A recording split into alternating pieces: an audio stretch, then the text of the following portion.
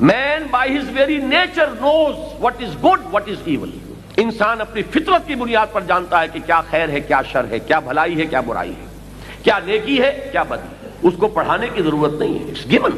جیسے کہ سورۃ الشمس میں فرمایا وَنَفْسٍ وَمَا سَوَّاهَا فَأَلْهَمَهَا فُجُورَهَا وَتَقْوَاهَا. یہ نفس انسانی کو جو اللہ نے بنایا اور تیار کیا، اس کے اندر ایک شعور پیدا کیا نیکی اور بدی کا. حیوانات میں یہ شعور آپ کو نہیں ملے گا. اور اس سے بھی آگے بڑھ کر اصل شے جو ہے، یہ تو یہاں تو ابھی میں نے عرض کیا، یہ حیوانی وجود جو ہے ہمارا، اس میں یہ تین چیزیں موجود ہیں. نمبر ایک، ہمارے یہ سینس آرگنز جن سے ہم یہ معلومات اخذ کر رہے ہیں. نمبر دو، ہمارا یہ کمپیوٹر برین کا، جس سے کہ ہم اس تمام سینس ڈیٹا کو پروسیس کرتے ہیں. نمبر تین، ہمارے اندر خیر اور شر کا امتیاز، اس کا شعور. یہ ہمارے نفس انسانی میں ودیت شدہ چیزیں ہیں، یہ ہمارے حیوانی وجود کے ایلیمنٹس ہیں. اس کے علاوہ جو شے ہمیں دی گئی ہے، وہ جو روح جو پھونکی گئی ہے، اس میں دو چیزیں موجود ہیں، اپنے رب کی معرفت اور اپنے رب کی انتہائی گہری محبت. یہ بھی اس روح کے اندر موجود ہے. تو یوں سمجھیے کہ انتہائی قرب ہے اس روح کو اللہ تعالیٰ کی ذات کے ساتھ. کم سے کم یہ تو ماننا پڑے گا نفخت فیہ من روحی سے. اس میں اللہ کی معرفت بھی ودیت شدہ موجود ہے اور اس میں اللہ کی محبت بھی موجود ہے.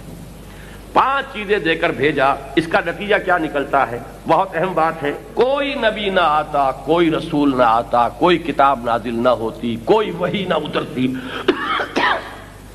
تب بھی انسان مکلف تھا، رسپانسبل تھا، جواب دہ تھا، اکاؤنٹیبل تھا on the basis of these basic faculties جو اس کے اندر ودیت شدہ ہے. تو اچھی طرح جان لیجئے، جواب دہی کی بنیاد جو اصل ہے وہ یہ 5 چیزیں ہیں جو میں نے گنوائی ہیں. یہ اصل حجت ہے جو قائم ہے اللہ کی ہر بندے پر. البتہ اللہ تعالیٰ کی رحمت کا تقاضا یہ ہوا، یہ اللہ کی رحمت کا مظہر ہے کہ انسانوں کے لیے اس امتحان کو اس نے آسان بنایا. یہ تیسیر اور تسہیل ہے.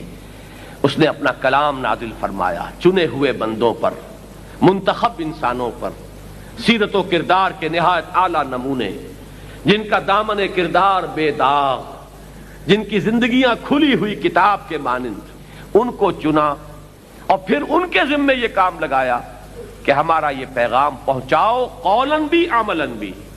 اپنے کردار سے نمونہ پیش کرو. اور اگر اجتماعی نظام ہے تو ایک اجتماعی نظام برپا کر کے دکھا دو تاکہ نوع انسانی پر آخری حجت قائم ہو جائے. وہ یہ نہ کہہ سکیں کہ یہ راستہ جو ہمیں بتایا جا رہا ہے یہ ناقابل عمل ہے، یہ یوٹوپیا ہے، یہ صرف ایک خیالی جنت ہے. اسی لیے فرمایا گیا، اس کے لیے لفظ اتمام حجت نوٹ کر لیجئے، رسلا مبشرین و منذرین لئلا یکون للناس علی اللہ حجت بعد الرسل وکان اللہ عزیزا حکیما. ہم نے اپنے رسولوں کو بشیر اور نذیر بنا کر بھیجا تاکہ رسولوں کے بعد اب لوگوں کے پاس کوئی عذر باقی نہ رہ جائے اللہ کے ہاں پیش کرنے کے لیے. محاسبہ اخروی کے وقت کوئی حجت اور کوئی دلیل ان کے پاس نہ رہ جائے. تو یہ اتمام حجت ہے جو اللہ نے رسولوں کے ذریعے سے کی ہے. اسی لیے رسالت جو ہے وہ رحمت ہے، اور آخری اور کامل رسالت جو ہے وہ رحمت للعالمین کی صورت میں دنیا میں آئی ہے. رحمت اپنے اتمام کو اور نقطہ عروج اور کمال کو پہنچ گئی ہے محمد الرسول اللہ صلی اللہ علیہ وسلم کی مبارک شخصیت میں. یہ ہے ایمان بالرسالت.